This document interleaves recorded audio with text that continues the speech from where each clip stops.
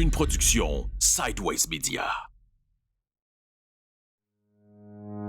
Bienvenue au balado Dernier souffle, un balado qui aborde la fin de vie et les soins palliatifs avec humanisme, ouverture et transparence. Animé par Catherine et Véronique, on vous invite dans ce bel univers. Bonne écoute! Dans l'épisode d'aujourd'hui, on rencontre Dr. Annie Chiquette, qui est venue nous parler de son approche, en fait, du côté médical. Oui, exactement. Fait qu'on a, c'est ça, on a parlé dans le fond de la trajectoire de la maladie incurable. Donc, les symptômes qui peuvent mener à consulter un médecin. Après ça, les examens diagnostiques que les médecins vont proposer. On a parlé aussi même du niveau de soins. Oui, ça, c'est super intéressant. Que tu connaissais pas. Non, du dans le tout, fond. du tout. C'est vraiment super intéressant. Oui, puis c'était vraiment le fun aussi d'avoir son point de vue, justement, d'un médecin, son approche. D'avoir le côté de la médaille, hein, tu sais, de voir aussi que... Ouais, la sensibilité derrière le médecin qui doit souvent annoncer, tu sais, des mauvaises nouvelles. Exact. Donc, c'était super intéressant. On est chanceuse de l'avoir reçu sur le balado. Alors, on espère que vous allez aimer. Bonne écoute! Je pense que je vais te laisser te présenter. Bien, parfait. Avant de commencer. Dans le fond, c'est ça. J'ai commencé à pratiquer la médecine ici à Thetford en 2010. J'ai une pratique quand même variée, là, que je travaille au bureau, en clinique privée, là, au bureau, puis sinon à l'hôpital. Et puis, je pratique aussi en CHSLD. Ah oui, c'est vrai. Ouais. Je fais aussi des petites visites à domicile, peu, mais un peu. Et puis, je suis aussi la directrice médicale là, de la nouvelle maison de soins palliatifs Les Couleurs du Vent ici, dans la région. Bon, je savais pas c'était quoi ton titre officiel. OK. C'est le titre. OK! Ouais. Fait que là, c'est sûr qu'on t'a invité pour parler de soins palliatifs parce que tu en fais beaucoup. Tu sais, tu viens de le nommer, là. Tu es impliquée dans la maison de soins PAL. Oui. T'en fais beaucoup. En fait, j'aime beaucoup ça. OK. Mais, tu sais, en région, on a des pratiques très variées. Ouais. Fait que c'est sûr que j'ai pas une pratique nécessairement spécialisée, là, tu sais, en soins palliatifs. Ça. Mais j'aime ça. Puis qu'est-ce qui fait que tu aimes l'univers des soins palliatifs? Parce que, comme je disais la dernière fois à Catherine, c'est drôle de dire qu'on aime c'est tout ce qui tourne autour de la mort et tout ça, mais qu'est-ce qui fait en sorte que ce milieu-là, t'aimes ça? Bon, on s'entend, là, des fois, il y a des moments quand même beaucoup plus tragiques et tristes, là. Mais en règle générale, moi, je trouve que quand tu fais des soins palliatifs, tu es dans une vérité absolue, tu es dans beaucoup d'amour. Tu sais, c'est là où les échanges avec la famille, tu sais, les familles sont proches. Tu es témoin de tellement de belles choses, là. C'est tout qu'un passage, hein, c'est très riche, c'est très émotif. Fait que moi, c'est pour ça que j'aime ça. Je pense que c'est la vérité du moment, là, tu sais, l'authenticité du moment. On n'est pas dans... Il n'y a pas de flafla, il n'y a pas de superflu, là. C'est ça que j'aime, je pense. Ah oui, tellement. Puis c'est pas la première fois qu'on entend ça, là. Tu sais, on a fait d'autres balados avec des invités, puis c'est un peu ce qui revenait, là, je pense. Il y a un certain accès, tu sais, aux patients. Une vulnérabilité, une ouverture aussi à l'autre, tu sais, une genre de connexion. Je sais pas, il y a quelque chose qui se passe, là. Avec le patient. Vraiment, oui, tout à fait. Vraiment. Fait qu'aujourd'hui, on avait envie de parler un peu de la trajectoire de soins qui pourrait amener quelqu'un vers les soins palliatifs et vers sa fin de vie. Fait que toi, dans ta pratique, quand tu reçois un patient, pour quelles raisons est-ce qu'ils peuvent venir consulter? Quels sont les symptômes peut-être typiques ou même atypiques d'un patient là, qui va aller te consulter? Si je me permets, les filles, je vais juste faire une petite parenthèse.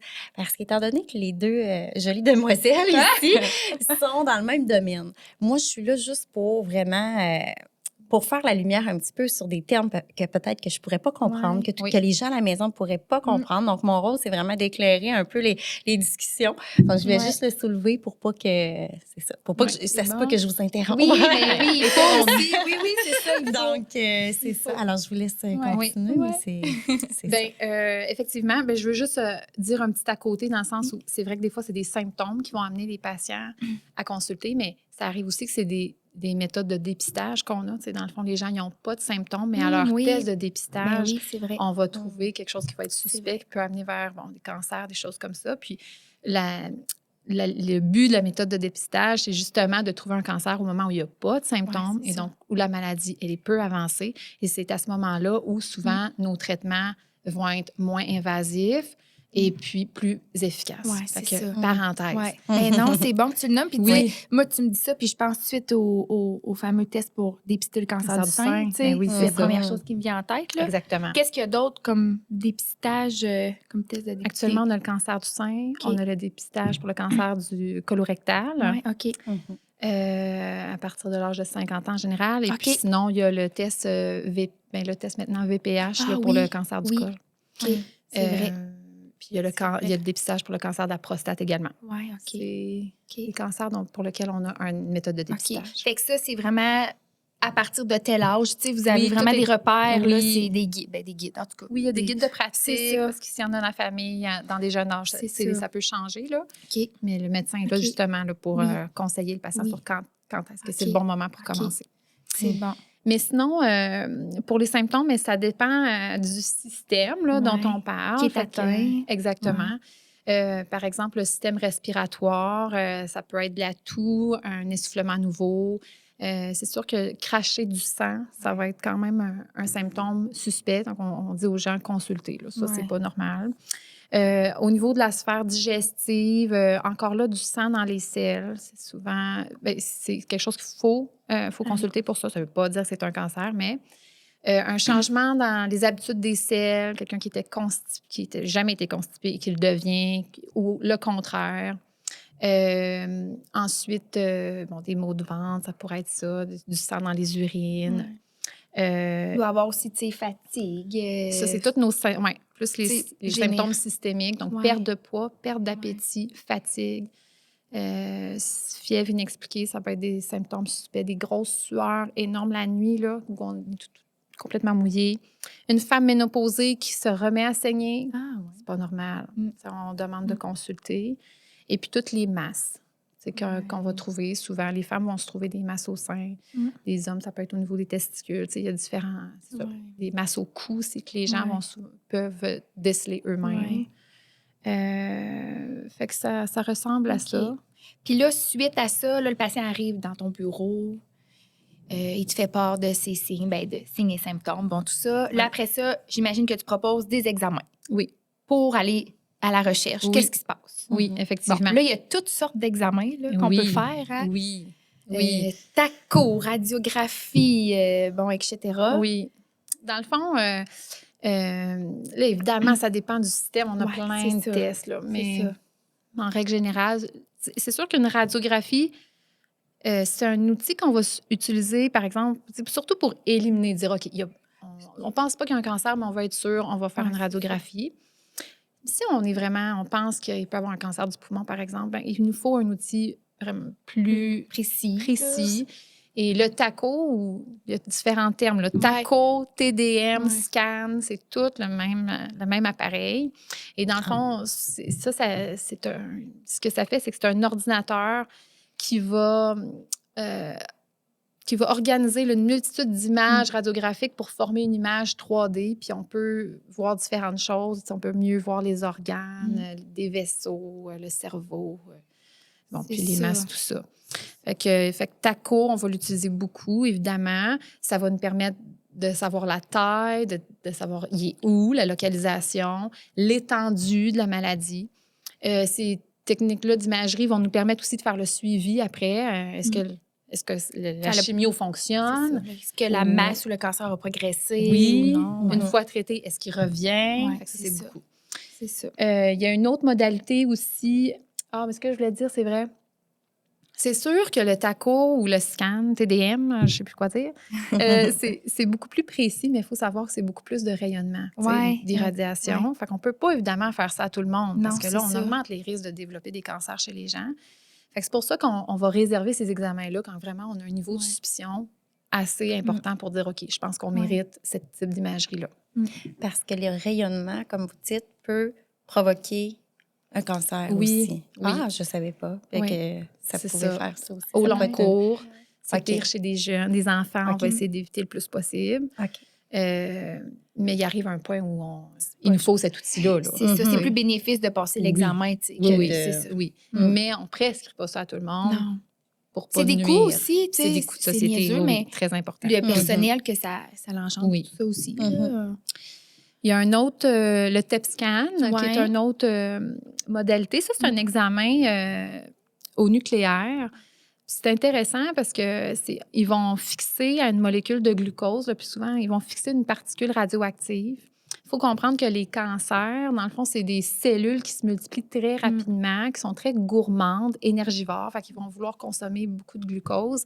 Et là, avec cette consommation-là accrue, mais les particules radioactives vont s'accumuler, vont émettre un rayonnement qui va être capté par la caméra. Donc, le TEP-scan va nous servir quand on a des masses, mais on ne sait pas si c'est cancéreux ou c'est pas cancéreux, mais le TEP-scan peut nous aider justement en voyant l'activité métabolique là, de ces masses-là. Et puis encore une fois, pour l'étendue, la taille, la localisation, le suivi. Ouais. Ça, on un n'a peu. pas à Tête-Feu. Non. C'est souvent, nous, pour la région, là, c'est souvent à Lévis là, Exactement. que c'est référé, les patients, là, pour ça. Oui. C'est vraiment dans des contextes assez spécifiques qu'on va faire ces demandes-là. Là. C'est ça. Puis il y a des biopsies aussi qui peuvent être faites. Effectivement, des biopsies, soit par un chirurgien qui peut le faire, dépendamment c'est où, là, c'est ça. ou en radiologie. Le radiologiste va utiliser encore là ses outils d'imagerie pour aller vraiment prélever au bon endroit là, la masse. Fait que ça, c'est sûr que la biopsie, c'est vraiment ça qui nous permet d'écrire noir sur blanc là, le type de cancer. C'est ça. Avant l'étape de la biopsie, on est juste dans des images. Alors, des fois, c'est sûr que notre degré de suspicion va être très élevé. L'image est vraiment typique, tout ça. Mais, tu sais, des fois, c'est pour ça qu'on dit aux gens, il faut attendre, tu sais, d'avoir vraiment le résultat de la biopsie, savoir de quoi qu'on parle. C'est ça. Fait que... Puis là, après ça, quand vous avez tous les résultats de ces examens-là, bien là... Excusez-moi, est-ce qu'il y a des prises de sang aussi qui sont prises? Est-ce qu'on peut détecter un cancer via les... Souvent, les gens, c'est vrai, là. il y a tellement de gens qui nous demandent ça. On fait des prises de sang annuelles, puis les gens vont nous dire, bon, j'ai pas de cancer, t'as pas de cancer. On sait très peu de cancers qu'on détecte par les prises de sang, là, à part les leucémies, là, tu sais. OK. Il y a des marqueurs qu'on peut utiliser, mais les marqueurs encore là sont utilisés souvent une fois qu'on sait quel type de cancer on a. On ne l'utilisera pas pour dépister. Je comprends. Fait que c'est très peu. Ça ne nous aide pas tant au diagnostic, les prises de sang. OK. Bon, c'est ça, je me posais la question. Dans le fond, c'est un ensemble, là, finalement, d'examens qui doivent être passés souvent. C'est un ensemble d'examens. Puis souvent, pour les patients, c'est quand même... comprenez qu'il y a un délai dans tout ça. Chaque imagerie qu'on demande, l'interprétation de l'image par le radiologiste, on reçoit ça. On demande la biopsie. On attend l'interprétation du pathologiste. Ça, pour les patients, là, c'est un temps qui est quand même long. On essaye de faire vite, mais tu sais, vous comprenez à travers tout ça que le temps passe, puis les gens... moi, je trouve que c'est une des périodes les plus difficiles. Ne pas savoir à quoi qu'on a affaire. Moi, être comme dans l'attente de résultats, d'annonce, finalement, qu'elle soit bonne ou pas bonne. Oui. Mais je sais que c'est long à avoir accès aux médecins, avoir accès à plein d'affaires, là. Mais quand que ça urge, quand on pense qu'on a affaire à quelque chose de grave, souvent, quand même, les gens vont dire « Hey, ça a déboulé », tu sais, puis c'est vrai, quand même, on est capable de prioriser des examens, surtout quand on parle de cancer, par exemple, des choses comme ça. Puis là, après, ben là, c'est l'annonce, tu sais, des résultats, l'annonce du diagnostic de la maladie, du cancer, s'il y a lieu. Comment qu'on annonce un cancer à quelqu'un... Bien, les gens, là, je vais vous parler à travers... Tu sais, moi, je suis médecin de famille, hein? Fait que moi, là, je vais faire toute l'investigation puis tout ça, là. Puis, encore là, quand on a le mot cancer, il nous reste encore beaucoup d'informations à avoir, OK? Là, on ne sait pas le stade, il est étendu comment. Tu sais, la masse n'a pas été enlevée par le chirurgien encore. Fait qu'il reste encore beaucoup de questions à répondre pour les patients. Puis c'est sûr qu'il faut, à travers tous ces examens-là, les patients, ils font du chemin. Là. Mais tu les tombes pas de leur chaise. Là, souvent, ils s'en doutent. Ils s'en doutent quand tu les appelles. Tu leur dis, là, on aimerait ça que vous veniez accompagner, s'il vous plaît, puis tu sais. Ils savent, les gens savent, on leur dit. Puis, fait que moi, tu sais, comme médecin de famille, je vais l'annoncer, mais j'ai encore pas beaucoup de réponses. Ouais. Tu sais, fait que on est encore à, écoutez, je vous fais voir rapidement le chirurgien ou l'oncologue, et puis on va enlever la masse, puis là, je leur explique le processus. Ouais. Alors, c'est pas comme, comprenez-vous, c'est comme si ça sort de nulle part, là. Mais ça doit arriver, par exemple, des fois qu'il y a des patients que là, tu dis cancer généralisé, tu sais, des fois, tu dois le savoir là, qu'il y a peu de chances de traitement ou bon, j'imagine que tu dois toujours vouloir référer quand même à l'oncologue, le spécialiste, pour avoir son avis, mais c'est parce que je pense à la fameuse annonce, là. Tu sais, on voyait ça à télé, l'annonce où un patient se faisait annoncer un diagnostic, puis là, il tombait de sa chaise. Puis là, on voyait que les autres membres de la famille aussi tombaient. Tu sais, c'est comme un onde de choc, là, tu sais, qui... Oui, c'est sûr qu'il y a ça. Mais moi, ce que j'ai devant moi, honnêtement, on dirait que souvent, c'est des patients, tu sais, soit c'est la combativité de la mère ou du père qui dit, moi, je vais survivre pour mes enfants. Puis on est en mode, des fois, déjà, tu sais, je suis prête pour la guerre. Tu sais, là, on dirait que je vois ça. Ou la personne âgée qui est dans une certaine acceptation de la situation. Puis qui refuse peut-être l'option des traitements. Même, ça arrive souvent. Ça arrive souvent. Parce qu'il y a beaucoup d'effets secondaires. Oui, bon, c'est ça. Ça vaut-tu la peine? Oui, fait que, tu sais, honnêtement, j'ai pas vu souvent des gens complètement s'effondrer ou, tu sais, là, non, les gens sont forts, les gens, c'est sûr qu'ils se préparent dans tout ça, à travers tout ce qui arrive, là, mais non, puis, tu sais, une chose aussi que je voulais quand même dire, c'est que les gens veulent la vérité. Quand on les voit, dites-moi tout ce que tu sais, là, je veux savoir, même si c'est pas beau, je veux la vérité. Ben oui. Fait que ça, on fait notre maximum pour te donner l'information qu'on a, mais... Puis ça, justement, en tant que médecin, comment vous recevez ça, tu sais, de devoir annoncer une nouvelle comme celle-là à un patient? De mon point de vue, là, il y en a des plus faciles que d'autres, là. C'est sûr. Tu sais, des plus jeunes, ben c'est sûr sans que vouloir, tu sais... Quand on s'identifie, tu sais, quelqu'un de mon âge qui vit les mêmes choses que moi, qui a des enfants, là, ça vient travailler un peu plus parce qu'on s'identifie à l'autre. Fait que ça, c'est pas ça demande, c'est plus difficile, mais tu sais, on n'a pas le choix de demeurer tellement comme dans notre rôle de médecin, là. On peut pas se mettre à... L'émotion, tu sais... On va être... Comment que je pourrais dire ça? Bien, je pense que tu as peut-être une certaine carapace. Veux pas on n'a admettre. Pas le choix. C'est ça. Parce on que n'a pas le choix parce que ça serait pas supportable. Non. Puis on reste dans notre rôle de docteur de dire, OK, là, c'est quoi la prochaine étape? Il faut que je fasse ci, je vais dire ça. Tu sais, puis dans le professionnalisme de la chose. Puis, parce que sinon, c'est difficile. Mais je vous cache pas que des fois, on revient le soir, puis, oh mon Dieu, tu sais, j'ai eu à faire ça. C'était bouleversant. Mais il ne faut pas que ça t'atteigne le cœur. Il faut faire ça. Il faut être capable de le faire. De se détacher. Oui. Mais c'est toute la nuance entre être sympathique à une cause puis être empathique. Puis ça, c'est important de garder la ligne. Tout à fait. Mais il arrive tellement de moments où c'est étonnant, là, mais je veux dire, je peux pleurer avec quelqu'un en y annonçant dans son... Tu sais, ça m'arrive, là.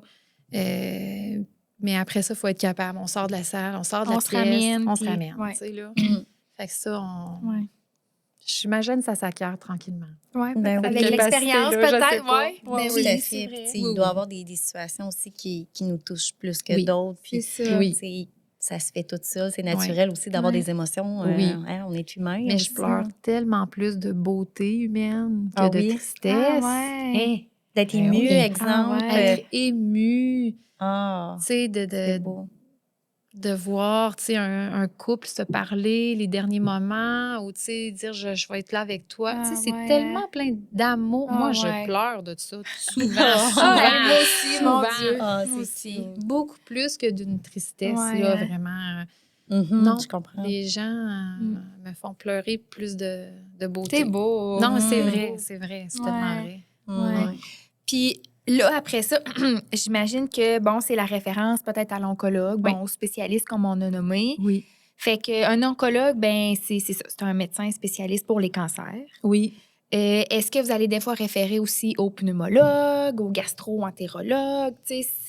Ben, quand on parle de cancer, c'est sûr qu'il y a beaucoup les chirurgiens qui vont être souvent dans le décor. Cancer colorectal, on va faire beaucoup.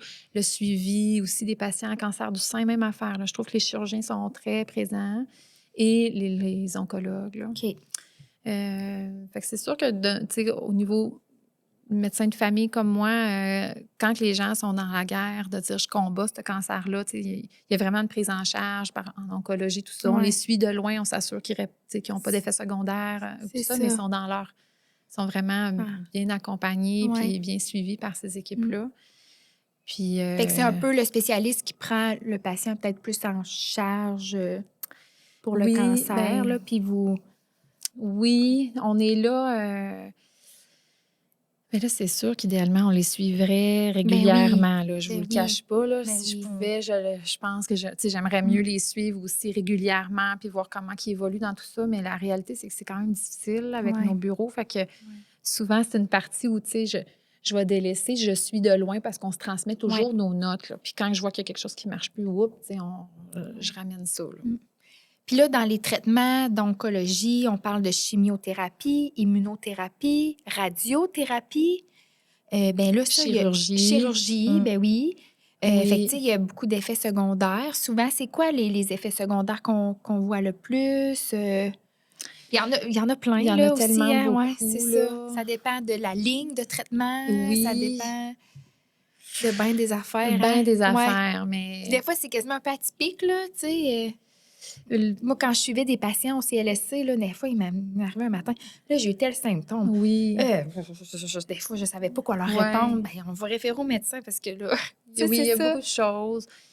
Mais ça va de la nausée, diarrhée, fatigue, les plus classiques, perte de cheveux, engourdissement. Ça, on entend souvent. Les mains, les pieds ont des complications un peu, des effets secondaires neurologiques. Là. C'est sûr qu'il peut y avoir toutes sortes de séquelles aussi, de chirurgie, là, des effets de la chirurgie. La radiothérapie aussi, il y a quand même plusieurs effets secondaires qui peuvent arriver, mais quand même, en règle générale, les gens, ils ne restent pas avec ça, ces symptômes-là. C'est juste un passage, là, vraiment. C'est un passage, mais il y en a qui vont rester quand même avec des séquelles de leur chirurgie, radiothérapie, là, où ça peut arriver, mais tu sais... Le système immunitaire aussi, tu sais. L'immunothérapie, qui va être diminuée. Qui va être diminuée. Ben oui, tu as raison. Fait que là, souvent, ils sont plus enclins à attraper toutes sortes de virus, des pneumonies. Tu sais, on en voit des fois. Effectivement, ils se rendent à l'hôpital en infection. Effectivement. Puis là, après ça, tu sais, là, je pense au niveau de soins, là. Ça arrive quand, là, la fameuse discussion sur les niveaux de soins? C'est... Dès le départ, j'imagine, quand ils te font signe que, bon, ben moi, je veux combattre. Oui, des fois, sans qu'on en discute officiellement, on voit que la personne est combative là-dedans. C'est go, on la suit. Là. Mais là, la discussion va vraiment plus être officialisée, je dirais, chez une personne âgée où là, on craint que les traitements ou que les effets secondaires nuisent quasiment davantage que le cancer lui-même. Là. Des fois, on se questionne, là, qu'est-ce qui est pire là, à peu là, pour cette personne-là? Qu'est-ce qu'elle veut? T'sais, elle a toute son expérience de vie, son bagage de vie. Elle est rendue où, la personne? Est-ce qu'elle veut... Qu'est-ce que... Ça, c'est... Le niveau de soins, dans le fond, c'est une discussion des objectifs du patient. C'est qu'est-ce qui est important pour cette personne-là maintenant? Jusqu'où elle est prête à aller pour traiter, parce qu'en 2023, on peut en faire des affaires. Là. Ah oui, hein? Quand on veut, on peut se rendre loin, tu sais. Fait que c'est cette discussion-là, oui. C'est sûr qu'il arrive un moment où on n'a peut-être pas le choix là, d'en parler, là, mais... Puis, tu sais, le niveau de soins, ben tu sais, je sais pas, Véro, toi, tu sais quoi le niveau de soins? Si je te dis ça, tu sais... Non? Tu sais, est-ce que c'est tout le monde qui connaît ça? Non, on va en parler. Oui. avant, là, chaque hôpital avait son classement de niveau de soins de 1 à 4, de A à D, de 3, Oui, c'est vrai, 3 échelles, ouais, 3 ça étapes, changeait, 4 ouais. étapes. OK. Maintenant, avec l'INES, en tout cas, là, on a tous le même système, Même formulaire. même là. formulaire. Alors, ça peut être le niveau de soins A, où là, l'objectif du patient, c'est de vivre et il est prêt à souffrir là, un petit peu, puis d'avoir des interventions invasives. C'est la totale, là. C'est Ah, la là, totale. tu sais, Je vais là. être transférée dans un centre tertiaire si j'ai besoin d'une chirurgie bien spéciale. Souvent, ça peut inclure la réanimation. Je veux tout, je veux vivre. OK. OK? A. B, ben là, c'est je veux vivre, là, je suis pas prêt tant que ça, là, à me laisser aller, mais attends un peu. Peut-être pas toutes, là. Pas trop ben, ouais. Peut-être pas tous les soins. Je veux en parler. Tu sais, la réanimation, peut-être, mais peut-être que non. L'intubation, peut-être, mais peut-être que non non plus. Tu sais, B, là, attends, c'est ça. Niveau de soins C, c'est des gens où là, quand même, la priorité, c'est quand même le confort. Puis ils vont nous dire, ben si c'est facile à traiter, si c'est une condition qui est réversible, je suis prête à l'accepter. Mais n'oubliez pas que ma priorité, c'est le confort. Amenez-moi pas des tests ou des transferts hospitaliers, des examens qui sont très souffrants. Souvent, ces gens-là vont décliner. Là. Donc, en niveau de soins, les gens, d'emblée, ne voudraient pas de réanimation. Je comprends. Et tu as le dernier niveau, le niveau de soin D, que c'est vraiment l'objectif du patient, c'est qu'on le soigne pour qu'il soit dans le confort. Total. C'est ça. Lui, il ne veut pas, son objectif n'est plus de prolonger la vie. Il ne veut pas que nos interventions servent à ça, mais plutôt à le soulager. Ah, tu vois, je ne Ouais. savais pas du Fait tout. que là, on est vraiment dans les soins Palliatifs, aux soins de confort, de fin de vie. Ouais, c'est ça. Hein?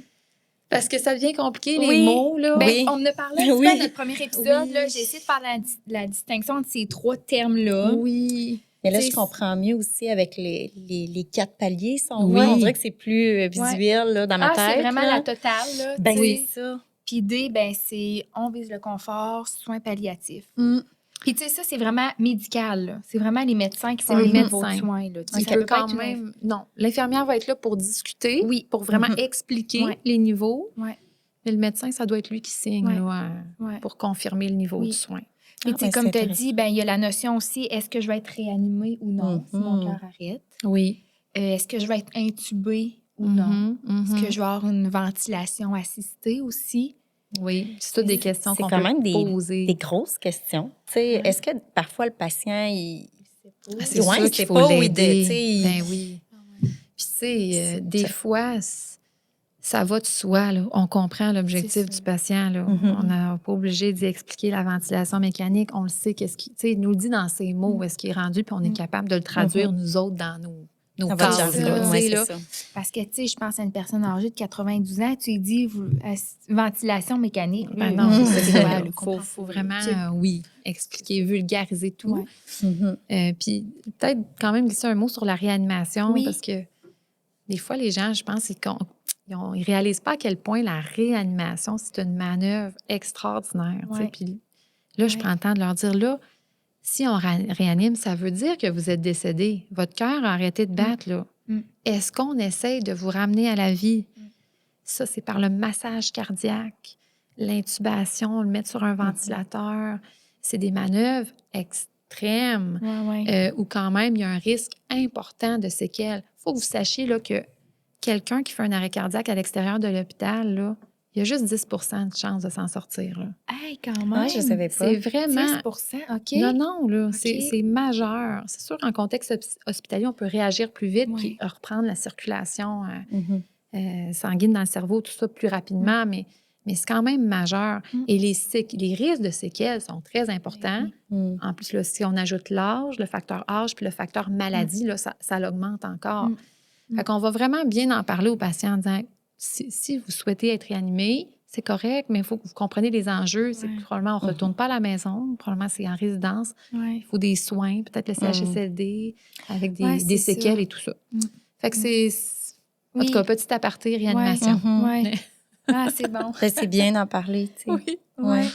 Puis, tu sais, quand on parle de niveau de soins, ben là, c'est la personne qui va décider, tu sais, pour elle-même, mais pour quelqu'un qui serait inapte, tu sais, qui serait pas capable cognitivement, par exemple, de prendre la décision sur le niveau de soins, bien, ça peut être un proche.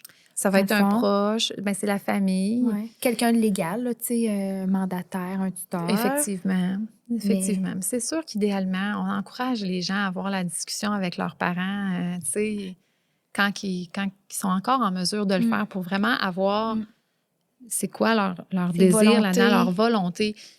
Parce que quand ça se fait pas puis que ça repose sur les familles, c'est lourd à porter pour les familles. Des fois, dans la famille, ben il n'y a pas les mêmes opinions, les mêmes visions. Ça devient difficile.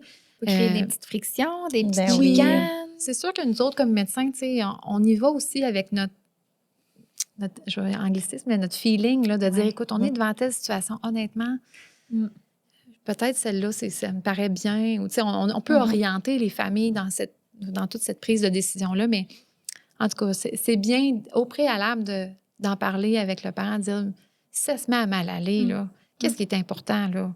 Tu sais, est-ce que, dans le fond, c'est de vivre, être indépendant, là, être autonome? C'est-tu l'autonomie qui est importante pour vous? Ou c'est de vivre à tout prix? Vivre, puis vous voulez être même là, avec tu sais, même si vous avez besoin de soins, puis tout ça, ça vous dérange pas. Ça, là, c'est des éléments. Si votre cœur arrête de battre, on le repart-tu, là? Ou on le repart pas? Tu sais, c'est avec un peu la discussion qu'on a eue, ça aide énormément la famille, tu sais, justement, à délaisser ce poids-là un peu de leurs épaules. C'est une bonne idée d'en parler au préalable. Je trouve ça. Ben oui, tellement. Ce balado-là, en fait, va permettre d'ouvrir la discussion, je pense, beaucoup. Oui. Puis, tu sais, c'est pas attendre non plus qu'on ait 80 ans, je pense, pour en parler. Là, tu sais, demain matin, on peut avoir un accident. Là, tout à fait. Oui. Sur qu'est-ce qu'on voudrait vraiment avoir. C'est intéressant. Ça se plug mal dans un souper. Ben oui, c'est sûr que... Hey, en passant, on va un petit peu plus en profondeur. Oui, c'est ça. Puis là, quand les patients décident, ben finalement, là, passage en soins palliatifs, là, je suis tannée ou je suis tannée des traitements ou je veux pas de traitement du tout, là, tu sais, bon, tout ça. Oui, bien, en fait, c'est ça. Nous autres, là, notre rôle arrive là-dedans. Là. Oui. Là, à un moment donné, il faut comme réfléchir avec le patient pendant qu'il est dans sa chimio, puis là, ça a l'air de progresser malgré la chimio. On change de ligne de traitement, tout ça. Fait que, tu sais, à un moment donné, il y a comme un point de bascule là, où il faut comme trouver ce moment-là puis dire, OK, là, je pense qu'on est rendu là, tu sais, à rentrer dans nos soins de confort purs, là. Parce qu'on veut laisser le plus de chance aux patients de prolonger sa vie puis de guérir rendu là, des fois, on parle plus de guérir tant, mais bon. Diminuer la progression. Oui, on va dire ça. Mais en même temps, ça se prépare. Tu sais, mourir, ça se prépare. Tellement. Fait que, tu sais, il ne faut pas non plus être dans des soins actifs que nous, on va dire, tu sais, avec les chimios et tout ça. Il ne faut pas être dans des soins actifs jusqu'à la toute fin parce que là, on échappe ce moment-là de préparation, tu sais, de notre fin de vie. Fait qu'il faut trouver le bon moment. Puis plutôt qu'on en parle, hein, mieux que c'est. Tu sais, c'est ça que les dernières données scientifiques nous prouvent, là, tu sais. Puis c'est vrai que des fois, on parle pas de soins palliatifs quand on annonce un diagnostic, là, mais comme tu dis, ça se prépare. Puis démystifier c'est quoi les soins de confort, tu sais, parce que des fois, les gens ont l'impression qu'il n'y a plus rien, tu sais, si on arrête. Qu'on les abandonne. On les abandonne, il n'y a plus rien de possible. C'est tellement pas ça. C'est juste que l'objectif change. L'objectif, c'est juste du confort. Mais on soigne autant, on a autant, on est autant présent, tu sais, on travaille autant dans le fond. Fait que oui, effectivement, en parler tôt.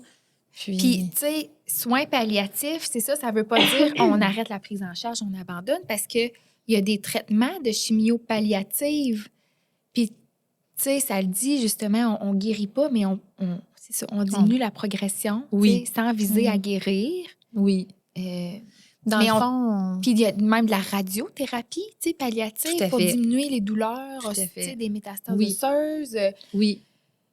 Fait que c'est ça. Soins palliatifs n'égale pas, tu sais, mourir. Mort imminente. Mais là, je ne sais pas quelle définition vous avez utilisée, là. J'ai pas dit une définition, j'ai pas lu la définition exacte, là. Mais pour moi, dans le fond, les soins palliatifs, ils arrivent du moment où tu as une maladie qui est incurable. C'est ça. Les soins palliatifs embarquent, mais effectivement, on peut être encore dans une certaine visée de prolonger la vie avec de la chimio, puis avec des radiothérapies, tout ça. C'est ça.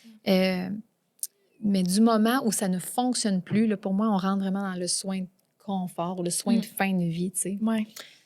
Où là, on n'est plus dans le prolongé. Non, c'est ça. C'est ça. Ouais. Là, on arrête les traitements. On vise vraiment juste le confort. On va soulager les symptômes incommodants. Là, c'est souvent de la douleur qu'on va voir. Ça peut être nausée. Il y a toutes sortes de... oui, il y a toutes sortes de symptômes. C'est sûr, on va penser aux symptômes physiques. Souvent, douleur, essoufflement, nausée. On va penser à ça. Puis, tu sais, on a plein de traitements maintenant disponibles quand même pour soulager ça. Les études évoluent beaucoup.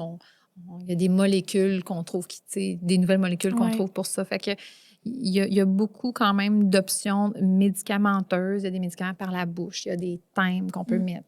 À un moment donné, on peut arriver aussi à avoir la médication sous-cutanée. Là, je ne sais pas, on peut aborder, il y avait la sédation, il y a le protocole de détresse aussi. Ça, c'est 3 médicaments qu'on peut donner si ça va vraiment mal, que la personne est très souffrante, en détresse. Il y a l'aide médicale à mourir. Maintenant, il y a la sédation palliative continue. Il y en a plein. Il y en a plein. Mais il ne faut pas oublier tous les autres symptômes qui ne sont pas physiques.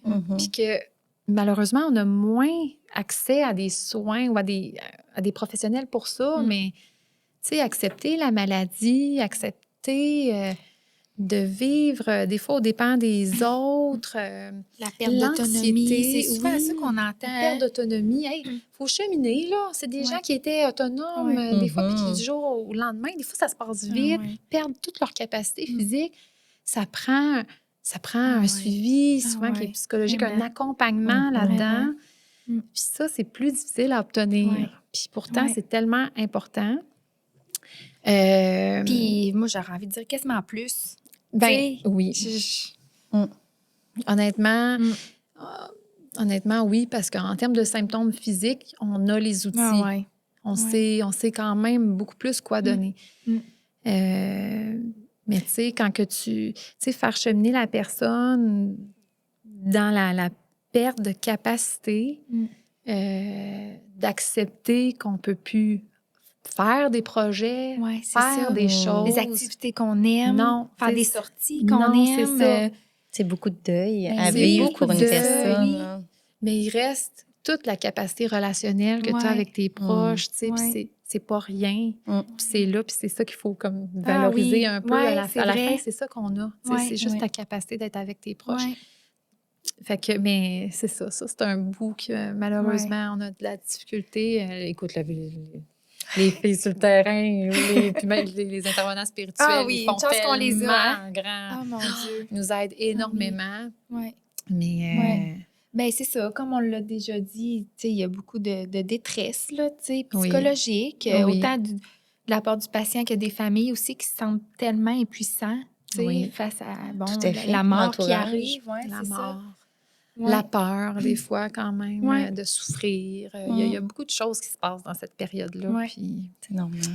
Oui. Puis, tu sais, toi, est-ce que tu vas référer à certaines ressources ou... il y a beaucoup le CLSC. C'est beaucoup le CLSC. On fait affaire avec cette équipe-là, quand même, qui est multidisciplinaire. Il y a vraiment une équipe, dans le fond, soins palliatifs au CLSC qui prend en charge les patients. Cette équipe-là est composée de travailleurs sociaux. Il va y avoir une infirmière, une travailleuse sociale, une ergothérapeute, une physiothérapeute. Il y a même une nutritionniste. Fait que ça va dépendre des besoins, dans le fond, des patients. Puis c'est sûr si le patient nous nomme qu'il veut rester à la maison le plus longtemps possible, même jusqu'à la fin, on peut faire des décès à la maison. Bien là, on va tout mettre en branle pour que ça fonctionne. Fait que là, l'ergothérapeute va pouvoir prêter des équipements pour adapter la maison. Ah oui, ils en font beaucoup. Le CLSC, écoute, c'est... On est chanceux parce que c'est pas dans toutes les régions qu'il y a une équipe comme ça qui est vraiment spécialisée en soins palliatifs. Est-ce que c'est ça que ça s'appelle, les équipes pivots? Ou je me trompe? C'est pas ça. Non. Non? Ben, dans le Ou domaine l'infirmière dont on pivot, parle, ouais. il y a l'infirmière pivot en Ouais. oncologie. Ouais. Ah, OK. Où Bon. elle Elle Elle va f- suivre le... va faire le lien entre le chirurgien, l'oncologue, les soins palliatifs. Mhm. Elle est un peu... Ouais.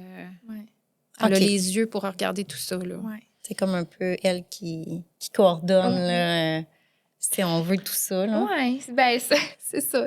Oui, on Ça, compte est-ce qu'il y en a partout, ça, Oui. des infirmières pivots? Ça, il y en a dans toutes les régions. OK. Oui, Ouais, ouais. infirmière pivot, OK. oui, ça, c'est bien Ça, c'est implanté. vraiment... Ouais. OK. Ouais. Ouais. OK.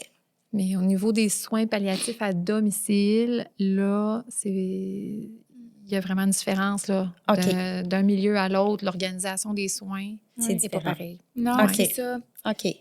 Puis ça, à Thetford, quand même, je pense qu'on peut... On est quand même On est bon, je choyé. pense. Oui. Oui, avec ce qu'on... Ah. Oui. Ouais, Ben non, faut mais le on faire. qu'on peut, là. Faut le Ouais. faire. Ouais. Mais oui. Puis, tu sais, là, au moment du décès, tu sais, toi, comment tu réagis, là, tu sais, quand le patient est décédé, là, tu vas faire le constat de décès, bon, comment Oui. tu vis ça? Comment tu vois ça? Ben, faut Ouais. savoir que quand même, souvent, la partie avant le décès est quand même... C'est comme un petit marathon, là. Mm. La famille, elle a été auprès du patient, dans les soins, dans l'accompagnement, dans tout ça. La fatigue, tu sais, s'installe. Fait que les familles sont comme essoufflées. Puis, tu sais, l'agonie, tu sais, la personne dans l'agonie terminale, elle n'est plus tellement là.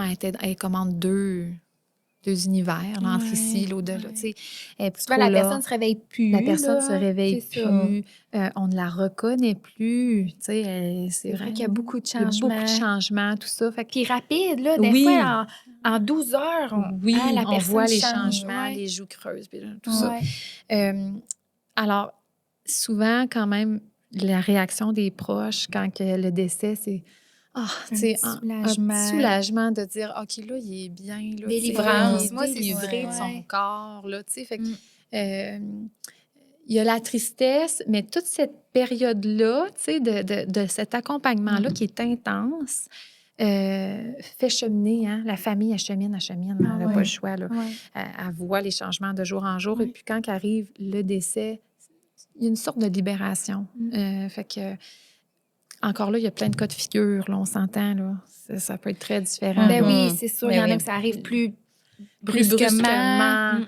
Il y a des contextes C'est ça. autres, là, où C'est des ça. jeunes, Ouais. des jeunes patients. Là, Mm. là, c'est beaucoup plus chargé émotivement. Là. Ouais. Mais en règle générale, je voudrais que c'est plus ça qu'on va voir. Tu sais. Mm.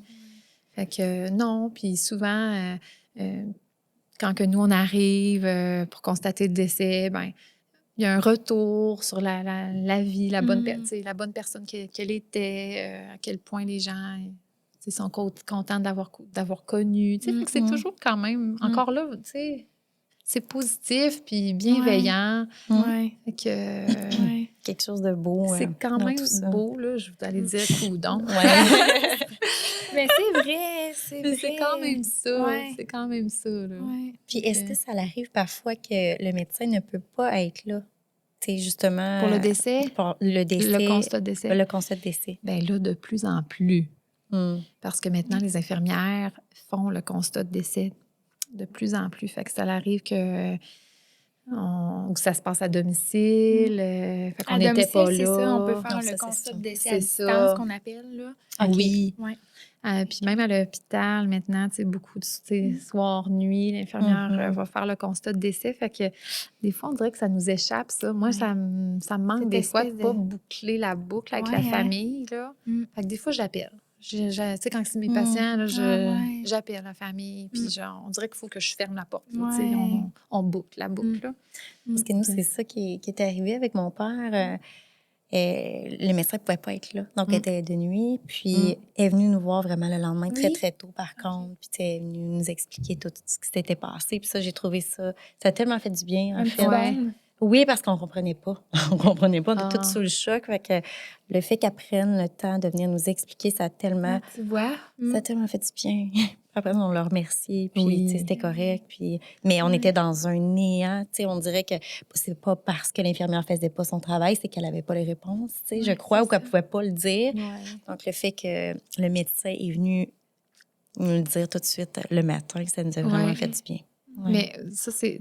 T'as raison, les familles ont tellement besoin d'être guidées. Mm. Tu sais, souvent, c'est la première fois Oui. ou c'est une deuxième fois, mais c'était pas du tout la même Ah non, situation, c'est tu sais. Mm. Fait que là, il faut expliquer, OK, les râles respiratoires, faites-en, tu sais, ne vous en faites pas, elle est pas mal, elle est bien. Tu sais, il faut comme rassurer les familles, dire ce qui se passe, là, c'est tout à fait normal en ce moment, tu sais. Puis on juge qu'elle a un bon niveau de confort, inquiétez-vous pas, puis quand c'est pas le cas, ben on s'ajuste, là. Mais tu sais, c'est sûr qu'il y a toutes sortes d'évolutions. Des fois, ça se passe pas comme on voudrait, hein? Même de notre côté, là, on se dit, t'as dit, tu sais, j'aurais aimé ça que ça soit plus paisible que ça, puis... Des fois, l'ajustement, Des fois, pas de on la est en médication, on dirait que on a Des pas... fois, ça nous défile, là. Ouais, La c'est maladie, ça, là. Elle va trop Elle va vite. tellement vite Ouais, hein. qu'on s'ajuste, puis au moment de s'ajuster, on est comme trop tard. On est rendu trop tard. On faudrait déjà être en train de se réajuster. Puis des fois, là, ça déboule et là, ça j'ai des cas dans ma tête où je me dis, mon Dieu, donc j'ai pas été capable, là, tu sais, d'être en avant de cette histoire-là. Mais pour rassurer, Oui. on a tout le temps des options B. On a Donc, tu sais, toujours. la sédation palliative, tu sais, Oui. on a toujours, Oui. là, tu sais, quand même, Oui. des options B. On laisse jamais souffrir quelqu'un, évidemment, là, tu sais. Non. Là, je vous parle, Mais- moi, parce que ben je cherche oui, la mais- perfection. Ben oui, puis c'est ça. Ouais. C'est ça. Puis c'est ça. Ça prend quand même un peu de jus, un peu de temps pour Un peu de ajuster, temps, là. oui. Tu sais, c'est Oui, ça. oui. C'est ça. Oui. Mais ouais, de beaucoup rassurer la famille, d'expliquer aussi, Oui. parce que, comme tu as dit, ben des fois, c'est une deuxième expérience. Il accompagne pour une deuxième fois un proche qui est en fin de vie, mais c'est ça. Ça se Ça se passe. passe tellement différemment. Chaque fin de vie est différente, chaque maladie est différente, Oui. chaque personne est différente. Fait Oui. Vraiment. que, ouais, Tout à fait. ouais, ouais. Avez-vous d'autres questions? Ben, je pense qu'on pourrait conclure. Ben oui. Hey, Aurais-tu mais un- il me semble que ça l'a éclairé beaucoup. Oui? Ah oui, c'est fou. Ouais, je pense Ben, que ça tant va être mieux. un Je suis très bon contente. épisode. Ouais. Fait que, aurais-tu un petit mot de la fin? Je sais pas. C'est sûr que, tu sais, en termes de référence, ben, tu sais, du gouvernement, là, on parle de soins palliatifs. On explique c'est quoi un petit peu les soins palliatifs, là. Oui. Oui. Tu veux dire une référence, Si on un a livre besoin ou... d'informations, oui, toi, tu tu sais, parles. ouais, Ah, c'est OK, ça, OK, OK. C'est ça. Oui. Mais juste d'en parler. Ouais, Juste de questionner. Mm. Des fois, nous autres, on est tellement dans notre... tu sais, notre bulle, là, de dire, Ouais. OK, on s'en va là, notre plan de match est Oui. fait, la personne n'est même pas assise, puis on sait où est-ce qu'on s'en va là, Ouais. tu sais. Mm. Puis là, Ouais. quand il fait, à peu, là, moi, j'ai des questions, tu sais, je me questionne par rapport à telle situation, je suis rendue à ma fin de vie, tu sais. Oups, des fois, il faut se rasseoir et dire, à peu, je prends 2 minutes, là. Ouais. Oui, Ouais. j'étais pas là, tu sais. Moi, je pensais pas que vous étiez rendu là. Fait que Ouais, la c'est ça. communication, Ouais, hein. puis c'est ça. Moi, j'aime ça quand que je suis le patient puis qu'on est tout le temps à la même place, Ouais. tu sais, que je sais il est rendu où. Puis moi, je suis, tu sais, pour accompagner justement le patient là, correctement Fait que dans pas tout ça. avoir peur de poser des questions et de nommer peut-être Oui. on est rendu où dans notre cheminement, justement. Oui. Si c'est trop pour nous, tel traitement, Oui. ou si au contraire, on est prêt à en avoir plus, ou tu sais. Il faut que les de gens le dire. sachent que c'est eux les maîtres. Ouais. C'est eux qui Ouais. décident. Ouais. Nous, on est là pour leur offrir un peu un menu, dire, regarde, l'option, c'est ça, les risques sont ça, ça, c'est une autre option, les risques sont ça. Mais c'est toujours le patient qui est le maître dans tout ça. Puis ça, des fois, peut-être qu'on y va un peu par automatisme. Là. Ouais. Puis les patients aussi se laissent un peu, des fois, Ouais. aller là-dedans. C'est Mais vrai. c'est important que les patients disent, attends un peu, là, c'est quoi qui est important pour moi, là, rendu là, mes valeurs profondes. Puis parce que tout se rediscute, tu sais, à Ben quelque oui, part. tout le temps. Ben oui, c'est ça. Oui. Puis si hier, tu as pris cette décision-là, ben aujourd'hui, tu as le droit de changer d'idée, là. Tu sais, c'est ça. C'est Oui. vrai, ça. Ouais. Oui. Ben oui, Souvent, les tu sais. gens, ils pensent que c'est définitif Oui, ou ils c'est disent, ça. j'oserais pas le dire, j'ai dit oui hier, tu sais. Ben non, à tout moment. Mais je tu peux pense que c'est changer une bonne idée de Oui. re-questionner si on n'est pas certain. Puis, Tant pour le niveau de soins. Ouais, que, tu oui. sais, ça change, N'importe là. C'est quoi. pas canné pour toujours, là. Effectivement. Ouais. Oui. Mm. redonner le pouvoir aux patients Oui, dans c'est tout ça. bon. Là. Oui. C'est bon. Ouais. Ah, Oui, ça m'a fait merci! plaisir, merci On est beaucoup. contents que Vraiment. tu sois venue. Bon, Vraiment. ben, Puis, tant mieux. Si à la maison, si vous avez des questions, des commentaires, n'hésitez pas à nous écrire. Ça va nous faire plaisir de vous répondre. Puis, on va se dire à la prochaine. À la prochaine.